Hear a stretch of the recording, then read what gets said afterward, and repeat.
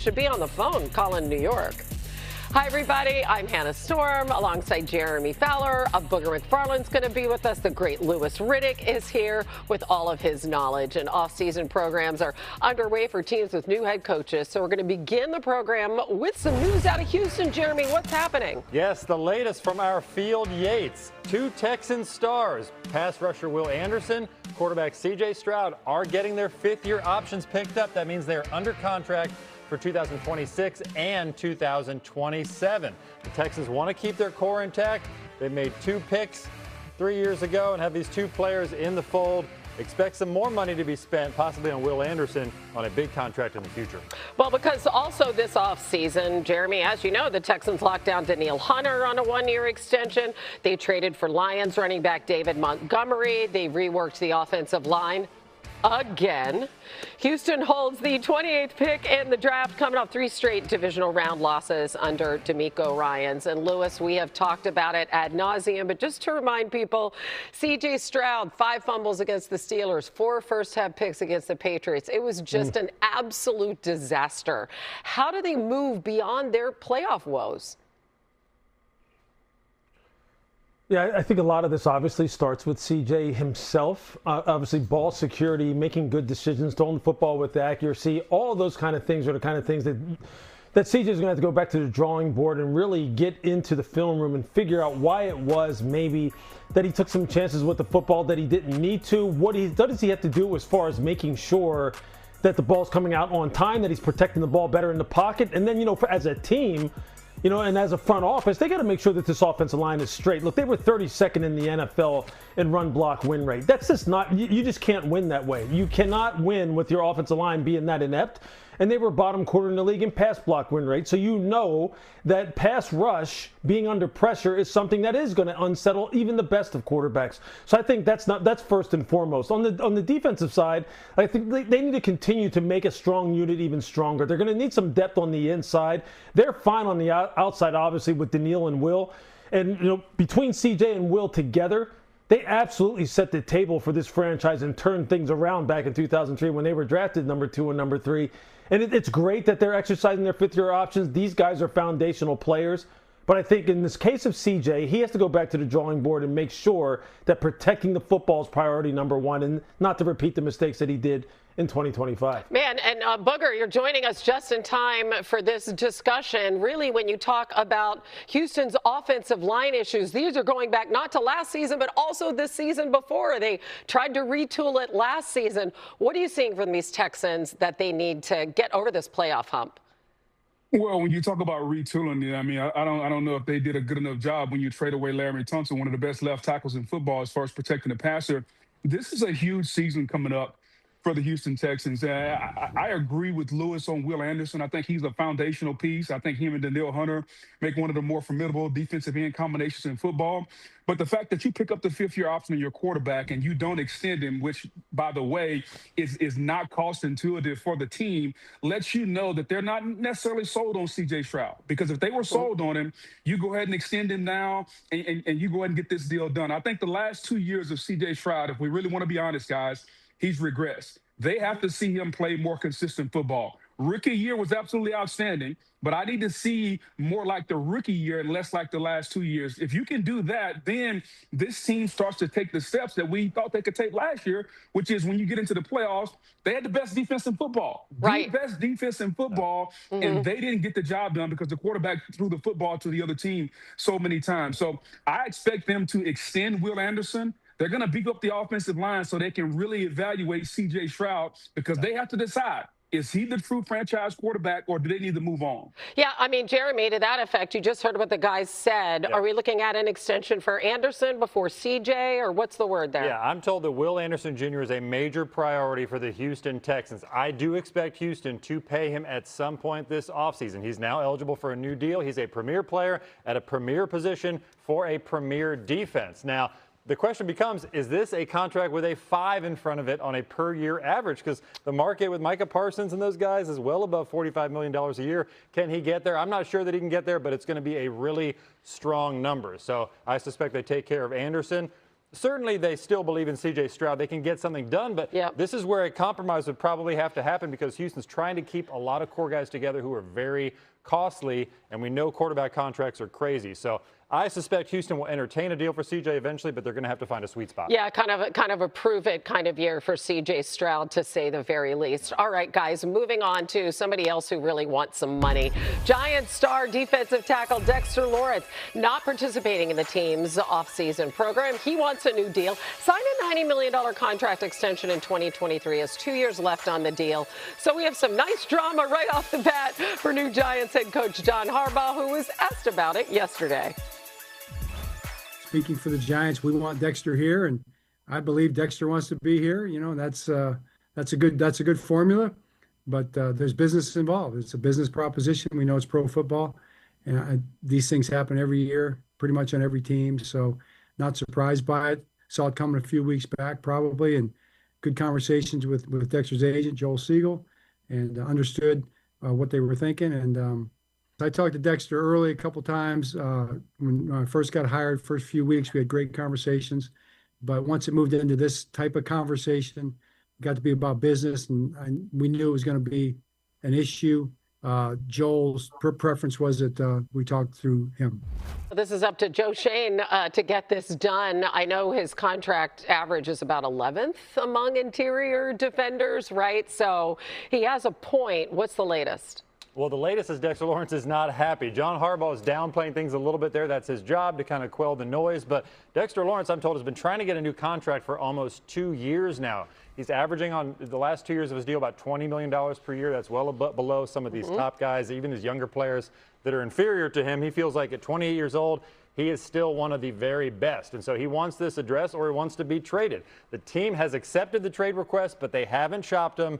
They don't want to have to move him, as you heard from John Harbaugh there. They'd like to try to find some sort of compromise. But there's going to be a robust market here. Teams are calling.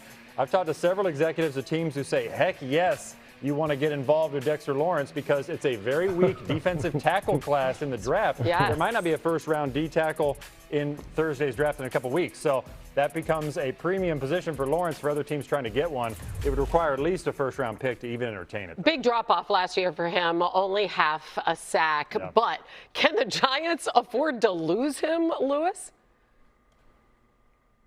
No, he has a lot of leverage here simply because they're thin on the interior. They've got some dudes who can rush on the outside now. They've got some guys who can get after it. But look, number one, they were pretty bad against the run and up the middle last year. And without Dexter, what is your next best alternative? How are they going to address it? By the time it would come around for them to pick again, after their first pick overall is gone, the fifth pick overall, how are they going to address this? How are they going to get anybody that is comparable to him? What is the next best alternative, like I said? And I think Dexter knows that. He also knows that he's right in the sweet spot, right in the prime of his career at 28 years old. He was 29 when the season starts. And as Jeremy said, he probably wants to be up there around $30 million per year.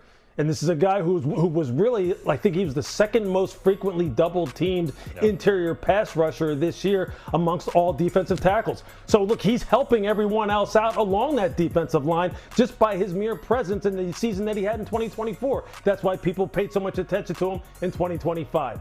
He knows a lot of things are in his favor right now. I'd hold out, too, if I were him.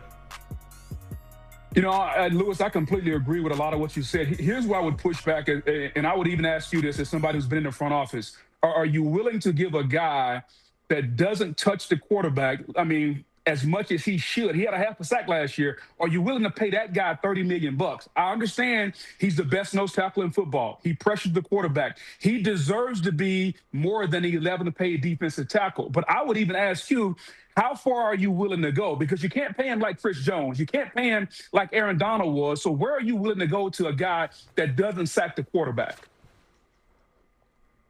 Look, I think you're going to have to get up there in the high 20s now. That's just the reality of the situation. Because like I said, what are you going to do? You're going to let him walk? Now, maybe you could recoup some, significant draft capital. But then again, what are the options then as far as what are you going to get in the draft that even comes close to maybe matching his type of production or even his type of influence for the edge rushers? Yeah. And look, you know this better than anybody. You played the position.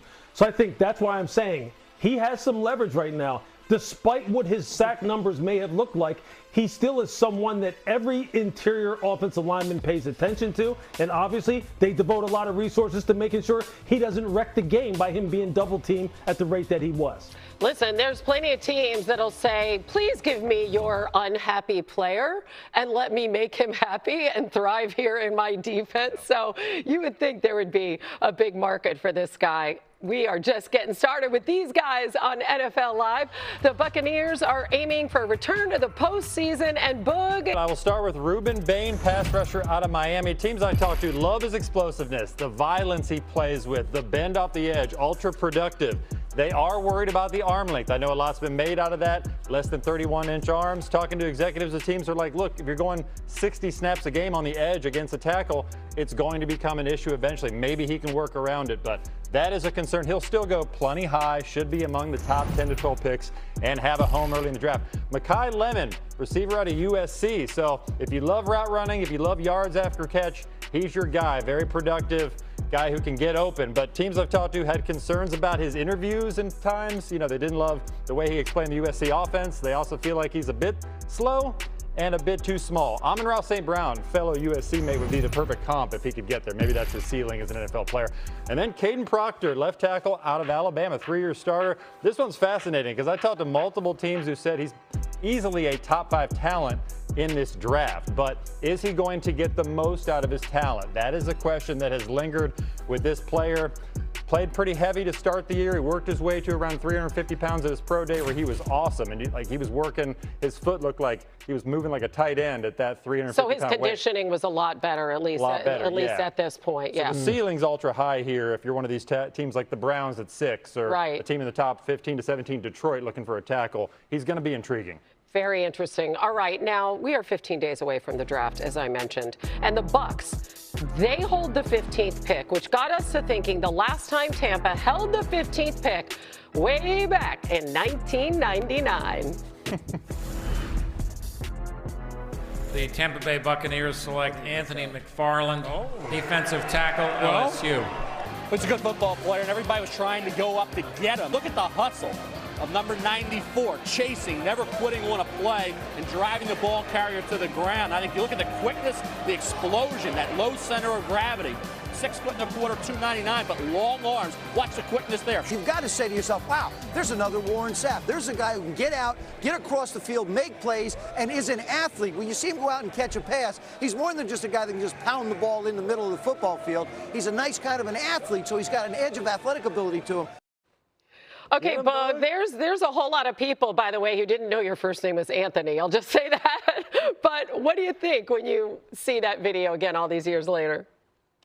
Well, a couple of things, and I always say this at the draft, the fact that I get to sit next to Mel and Lewis, and the fact that Mel did my highlights when I got drafted in 99, and now I get to sit next to him, that's one thing. Number two, the fact that Joe Theismann called me an athlete. See, that's what I want to be known as, Hannah. It doesn't matter. You can call me a defensive tackle. Just call me an athlete, because even though I was 6 foot 299, my ankles are thin and my speed is fast, and that was the thing that I was most proud of.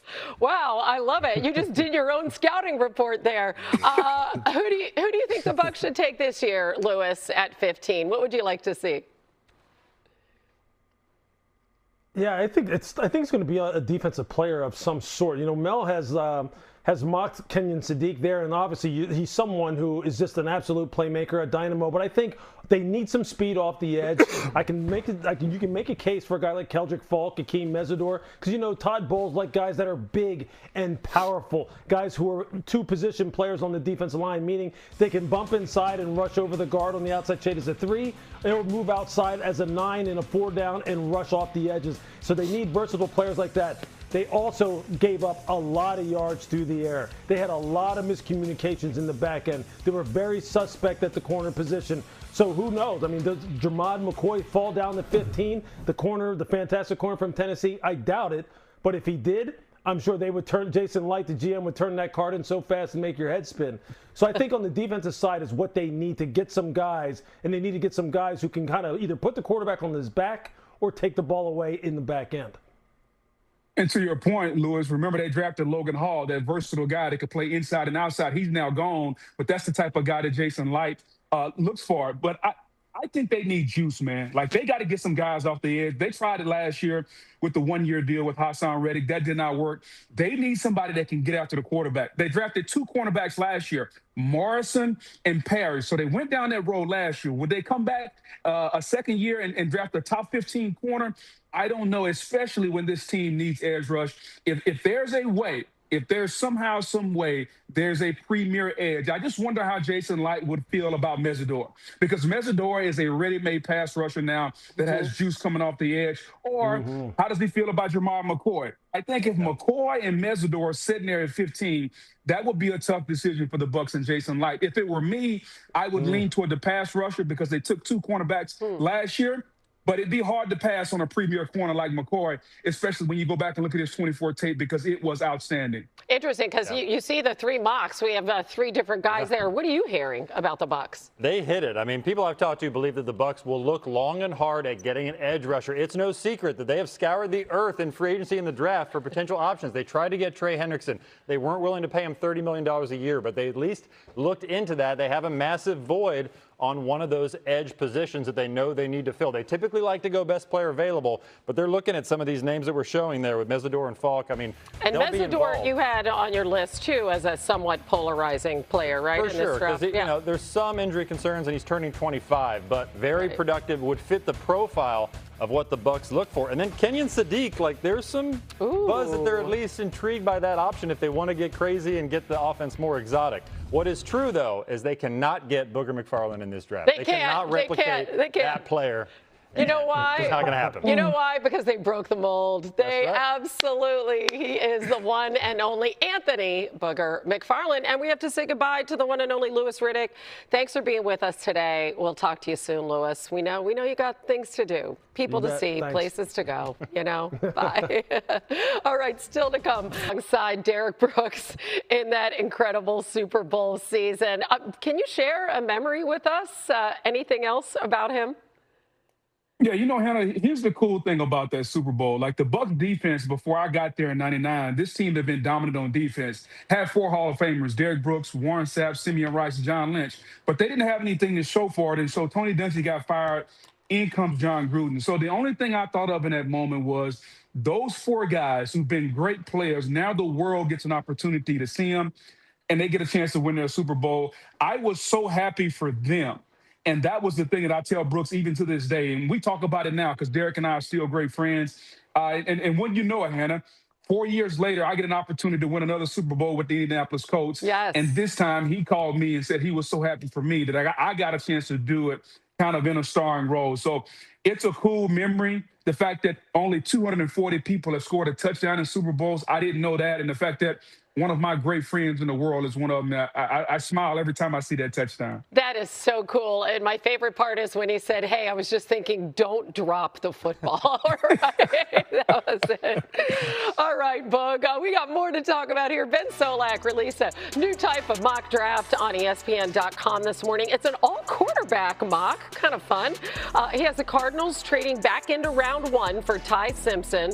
And Ben is here on NFL Live. So let's dive into a couple of these picks and start right there. That Cardinals trade for Ty a little bit more. Yeah, Simpson, I feel like he's a really good fit for what you expect from a Michael LaFleur offense, right? It's going to be Rams inspired, but it's also going to be 49ers inspired. LaFleur spent a lot of time there under Kyle Shanahan, and Simpson gets Brock Purdy comps for the accuracy, for the ability to throw on the move, for the toughness, the wiliness, the ability to throw over the middle of the field. Now, Simpson's a little bit more of the point guard game manager style versus Zach Wilson, who Michael LaFleur struggled with there with the Jets, so I think that's kind of the direction he wants to go. In the 3rd round, I gave the Steelers Garrett Nussmeier out of LSU. Now, there's a family connection here. His father, Doug, was a quarterback coach for Mike McCarthy there in Dallas, so he's going to get the inside scoop. But Nussmeier, man, I ride the Nuss bus a little bit, right? That 24 film now, it's aggressive. He's pushing the ball down the field. 47% of his passes on 3rd down went for first downs. He does need to risk manage a little more, and that's why you go study under Aaron Rodgers. Such a great decision maker. Last but not least, I went for Cole Payton, the Bison. They got another one out of North Dakota State. Going to the Jets at pick 179. I really like him as a developmental guy. He's a lefty, doesn't have a great throwing motion, needs a ton of work, but he can be the next Taysom Hill. I know you've heard that before, but this one's real, right? In 2023, he was the backup quarterback, but he had 84 carries for 13 rushing touchdowns, right? He's got 6'3", 230 pounds. Like, he has the actual bulk, the size, that body type you need to be a short yardage runner. And so a great developmental quarterback, but he can also fill the Justin Fields role and run some of that read option, short yardage stuff you saw the Jets do last year. Yeah, kind of a valuable player to have on your team. But, Boog, let's dig into that Cardinals trade for Ty Simpson a little more. How do you like that move by Arizona to get back into round one for a quarterback? Well, I'm not so sure about them coming back into round one. Everybody makes a big deal about getting into the back end of round one because of the fifth-year option. And here's what I would say. If you have to get to the fifth-year option, you're probably not sure of the quarterback, because most of the quarterbacks who get to after year three, they're redoing their contract anyway and giving them an extension. So I don't know if the fifth-year option is as valuable. I do like the fact that Arizona is going after a quarterback. I just think for me, I would do it in round two. Number one, it's a lot less risk averse. Number two, I just think that if they hitch their first-round pick to Ty Simpson this year, they may be buyer beware because of the 27 draft. And I know we don't know what the 27 draft is going to be like, but by all accounts, you look at all the draft pundits and you talk to all the scouts, the 27 draft could have 6 or 7 quarterbacks that have number one capability. Lennar Sellers, Arch Manning, Sam Levitt. I can go on and on down the list. Brandon Sorsby. It's so many quarterbacks that have the potential to be in the 27 draft. I think every team is going to line their ducks up to be attached to that draft. I like Ty Simpson in the second round. I don't like him in the first round, Jeremy. Yeah, Booger, that's a factor of the 27 draft. But when I ask teams around the league about Ty Simpson, Arizona comes up the most often. They're set up to take this swing. And let's be honest, their expectations are not going to be overly high this year. They can play a Jacoby Brissett or a Gardner Minshew this year. Ease Ty Simpson into action, because that's the biggest question is, with just 1 year of production as a starter, is he ready now or does he need to sit? Most likely, teams feel like he needs to sit. Outside of Arizona, it's hard to find a home for Ty Simpson. He was implicated with the Rams a little bit. Teams I talked to don't think they're going to take that shot. They maybe just go somewhere where they can get a key player to try to win a Super Bowl. So does he slip into round two? And if you're Arizona, can you wait on that, or do you have to jump up and go and get him? That will really depend on the calls they make over the next few weeks and the supply and the demand. Yeah, the Sean McVay lesson going from Jared Goff to Matthew Stafford was go for the tools, go for the traits, go for the live arm. That's not the Ty Simpson route. But the Kyle Shanahan lesson was when we tried for Trey Lance, that wasn't as successful. Then Brock Purdy comes in and saves us. Go the point guard, the game manager route. That's the Ty Simpson way.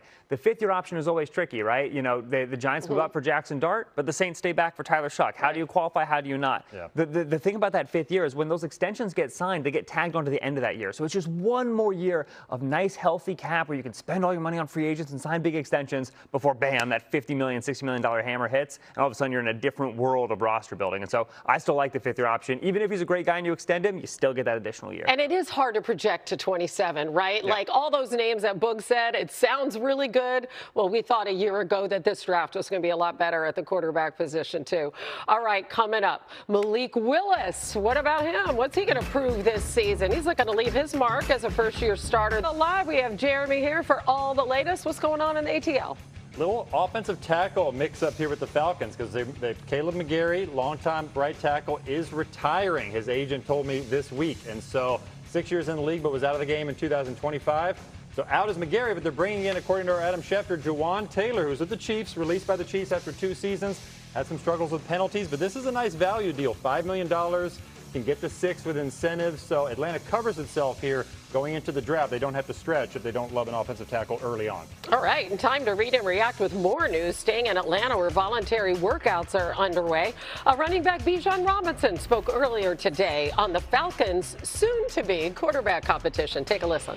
You know, I think the competition will help them become great players in themselves. And those are 2 great dudes. Like, I've already talked to Tua. Obviously, me and Mike, you know, we're bros already, but, you know, even Tua is coming in here with an open mind, trying to get better, asking questions already. And, you know, I think when they get the offense down and when they build that confidence, then it's our part, you know, me, Drake, Jahan, Kyle, Charlie, like all the guys, to make sure that we're playmakers for them and to make them feel as comfortable as possible, no matter what the situation is when it comes down to it. Boog, who do you think's the best option there as QB1, Tua or Penix? Well, I think right now it's going to be Tua, number one, because he's healthy. We don't know when Michael Penix and that knee is going to be healthy. And Tua kind of fits the offense a little better from a rhythm and timing standpoint. It's going to be a lot of play action when you bring in Kevin Stefanski. So I think right now, even if you look at it by no way of health, it's going to be Tua Tagovailoa that's going to start this season, and we'll see where they go from there. Yeah, certainly at the start of the season. That's also the question in Vegas. Obviously, they've signed Kirk Cousins, who met with the media moments ago. Yeah, I think you know, we all want to play. I think, but I made this clear to Clint that, you know, the best player needs to play. If that's not me, I don't want to be out there. I don't think that's the best thing for the team. If I am the best option, then I believe it's important that those guys are out there. But you know, I'm excited to, you know, get the chance to lead and help influence in the locker room and you know, do my part, do my role, and just most importantly, help our team win. Cousins, Mendoza, Ben, who should be QB1? The first overall pick should be quarterback 1. I think when Kirk signed that 4-year, $180 million deal with the Falcons, and then they got a rookie, I think he was a little upset and didn't want to do the mentorship. It's a 1-year, $13 million deal now with the Raiders. So Mendoza's going to be QB1, and I think Kirk knows he's going to be QB2 moving forward. All right, we'll see, though. If it's at the start of the season, the more experienced quarterback, they give Mendoza some time. Right. We'll see. All right, Dolphins kicked off voluntary workouts this week. One major piece is absent, as we got this news yesterday. The Dolphins' Devon Achane was not in attendance for the first day of Miami's offseason program, and head coach Jeff Hafley said it's all part of the business, and he's confident it is going to work out. Jeremy, what are you hearing? This is a little nudge on the contract front. Achane is eligible for a new deal. He's a premier running back. He's also in a position to wait and let the market develop because Bijan Robinson could get a new deal. Jahmyr Gibbs in Detroit could get a new contract to bring that market up. But from what I've been told, the Dolphins have pillars that they want to keep long-term under the new regime. Achane is one, linebacker Jordan Brooks is another, Aaron Brewer the center, and then Patrick Paul left tackle. So Achane, I expect that they'll try to take care of here in the coming months. Got to hang on to the talent that they have. That was not all from Hafley on Tuesday. He also spoke about his new quarterback, Malik Willis. I mean, I had a great conversation with him yesterday. He came out. I said, don't change who you are. I said, don't put any extra pressure on yourself. You've earned the right to be here and have this opportunity, and you've done that by doing all the things the right way. Don't change that. Don't press. Just be you. And I want to make sure that he understands that. And it doesn't have to be perfect. There's going to be mistakes made. But I want him to play with that confidence, and I want him to play the way he's always done it. I mean, Bug, do you see Willis having success in Miami? Yeah, it's going to be tough right now because the company spare got in Miami. Like, exactly. I think Malik Willis, when he was at Green Bay, showed us that when you put the requisite weapons around him, he can do a really good job. But I think me, Jeremy, and Ben have a better chance of playing receiver right now than the guys that they have. And right now, I can guarantee you, Ben will be a little slot receiver. We're going to throw the fade to Jeremy, and I'm going to be the guy that's going to be blocking as a blocking receiver. That's how much help Malik Willis needs down there.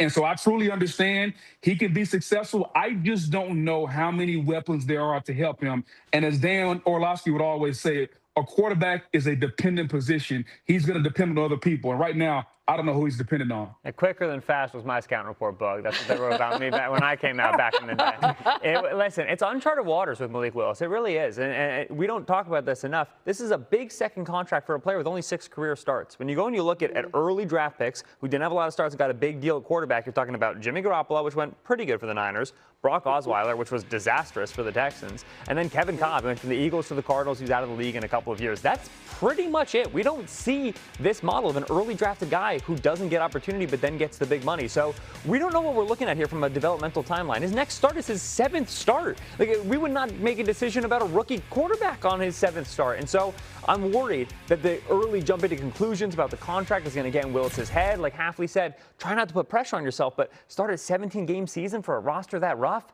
I just don't know what the runway is going to look like. Unless Hafley knows something that we don't. Well, what he knows is they love the high-end talent. He's got power in his legs. He can be probably the best runner in the NFL. That's what a couple coaches have told me. They believe that as a dual threat, he could be massive. But the question, to your point, is can he get to a full season? Like, can you run 60% of your offense even, because he just doesn't have that experience. They're going to have to try to answer that in real time. I have told behind the scenes he's been awesome in trying to absorb everything with just really an amalgam of the offense that they're putting together between a West Coast system. They have Kevin Patullo there who worked with Jalen Hurts, who was a dual threat. Right. So he's trying to put all that together. He's intrigued by it all, and he's working to get advanced here in a hurry. But no Tyreek Hill, no Jalen Waddle. I do think the three of you analysts on the show have about as many touchdown catches as the guys on their roster do. Yeah, I can run a 40 in less than 6.8 seconds. Or Wow, no chance. There's zero chance chance you could break 7 into 40, Fowler. I'll beat Tutu Atwell in a race if I started at 36 and he starts back in the All right, still ahead. Off-season workouts are underway in Cleveland, where they need to sort out QB1. None of you guys qualify. I don't want to hear anything more about how athletic or non-athletic you are. I do